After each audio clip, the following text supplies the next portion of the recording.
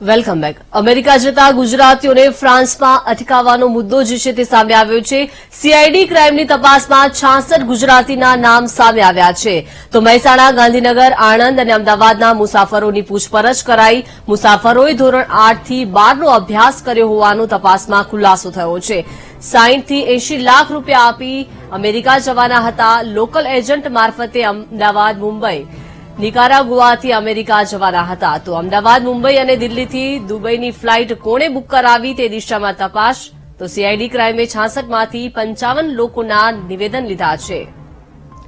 વધુ માહિતી મેળવીએ સંવાદદાતા અનિતા પટની પાસેથી. અનિતા, જે રીતે ગુજરાતીઓને ફ્રાન્સમાં અટકાવવાનો આ મુદ્દો જે છે સામે આવ્યો છે, હવે સીઆઈડી ક્રાઇમે 66 માંથી 55 લોકોના નિવેદન લીધા છે. શું વિગત મળી રહી છે?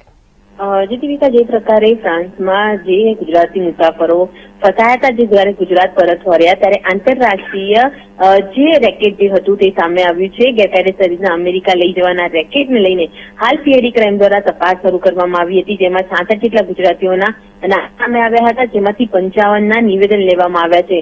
આ નિવેદન દરમિયાન 15 જેટલા એજન્ટોના નામ સામે આવ્યા છે, જે એજન્ટો અમદાવાદથી મુંબઈ અને દિલ્હીથી દુબઈ સુધી સંકળાયેલા હોવાનું ખુલ્યું છે.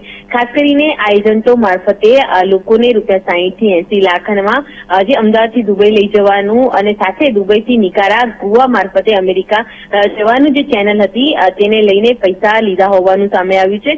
સાથે જે લોકો જે અમેરિકા જવા માટે ગયા હતા તે ધોરણ 8 થી 12 સુધીનો અભ્યાસ કર્યો હતો અને આ તમામ લોકો મહેસાણા, ગાંધીનગર, આણંદ અને અમદાવાદના રહેવાસી હોવાનું સામે આવ્યું હતું.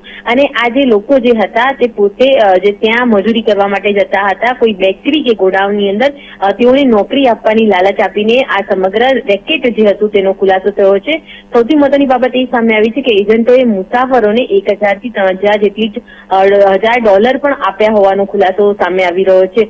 સાથે હાલ તો સીઆઈડી ક્રાઇમ એ દિશામાં તપાસ કરી રહી છે કે જે એજન્ટો મારફતે જે મુસાફરોની ટિકિટ બુક કરવામાં આવી છે, જેમાં અમદાવાદથી મુંબઈ અને દિલ્હી કોણે કોણે ટિકિટ બુક કરી હતી અને દુબઈ જયારે ફ્લાઇટની જયારે તેનું વિઝા જે મેળવવામાં આવ્યું હતું તે કોના દ્વારા મેળવવામાં આવ્યું હતું અને વિઝા ફી ક્યાં ખાતામાં ટ્રાન્સફર થઈ છે તે તમામ મુદ્દે હાલ સીઆઈડી ક્રાઇમ તપાસ કરી રહી છે.